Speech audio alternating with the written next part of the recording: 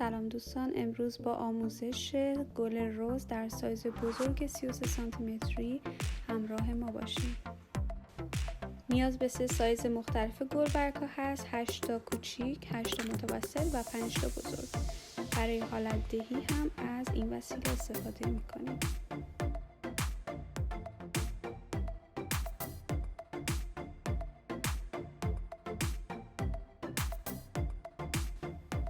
شروع کار رو با سایز کوچیک آغاز میکنیم. 2 و 3 تا گلبرگ رو میزنیم و از وسط به سمت نوک گلبرگ اونا رو میکشیم تا این شکل حالت بگیره و بعد با انگشت 3-4 مرتبه اونا رو به سمت داخل کشیم. تمامی گلبرگ ها سایز کوچیک، متوسط و بزرگ رو به همین صورت از وسط تا نوک گلبرگ حالت میدیم تا برای مرحله بعدی کار ما آماده باشه.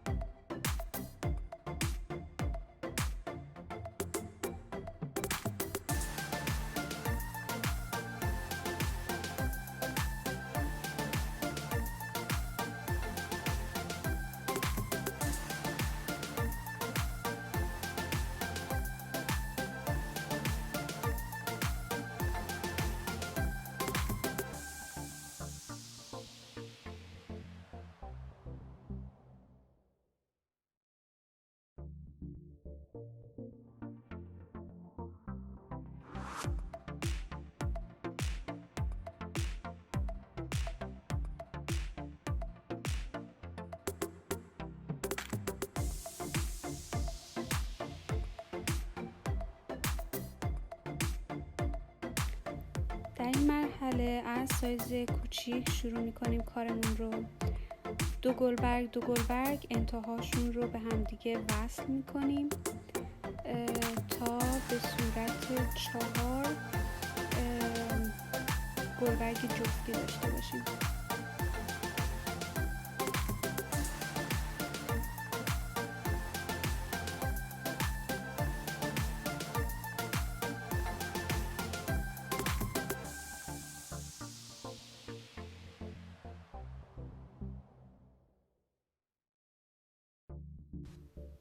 در این مرحله هر 2 گلبرگ رو به هم دیگه به این صورت وصل میکنیم، به این صورت که هر لایه 4 گلبرگ داشته باشه.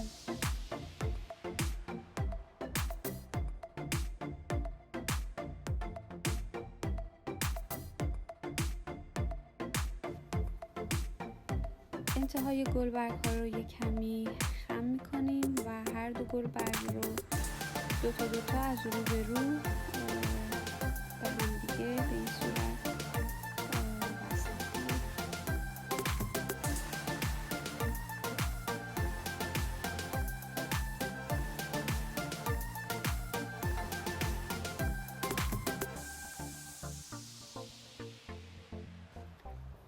سوراخ وسط گل رو به دلخواه میتونیم کوچیکتر یا سایز بزرگتر کنیم. این حالت کوچیکشه و این حالت بزرگتر که من ترجیح میدم حالت کوچیکتر، حالت زیباتری رو به خودش میگیره.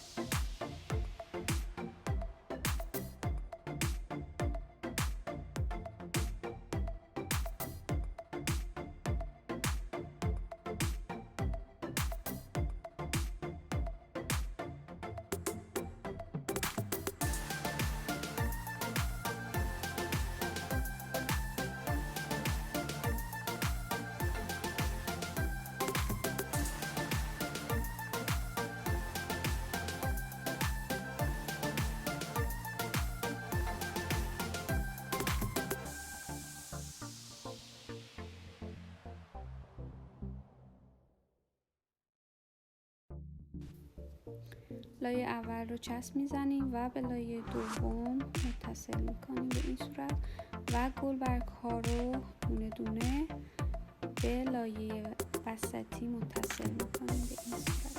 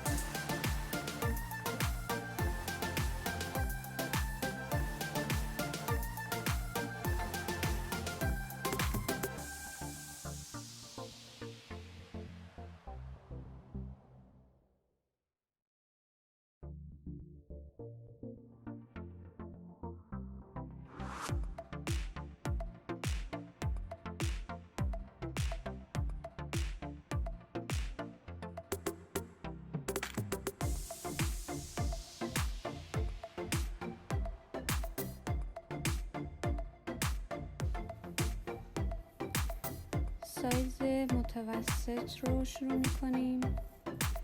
این گلبرگ ها رو دوتا از انتها به هم دیگه متصل میکنیم به این صورت.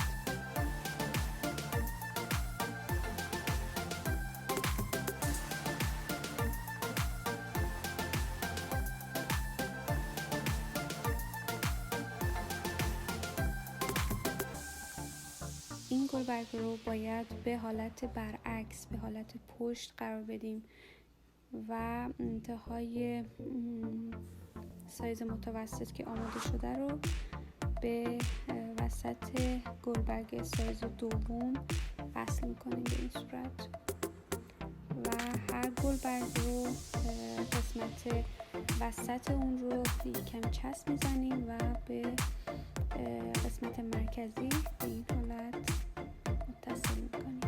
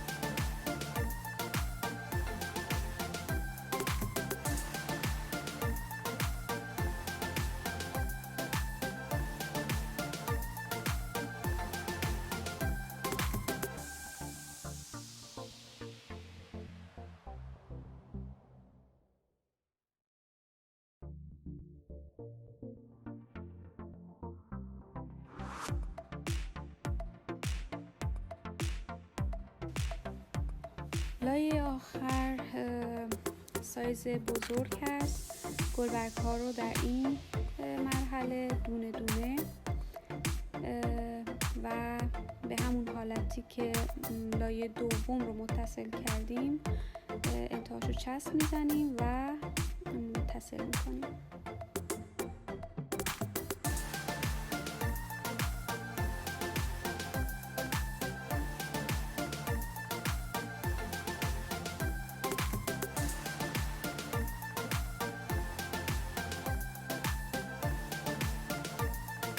گلبرگ‌های سایز بزرگ رو فقط قسمت انتهایی هر گلبرگ رو مقداری چسب میزنیم و اون رو فقط از انتها به مرکز متصل میکنیم.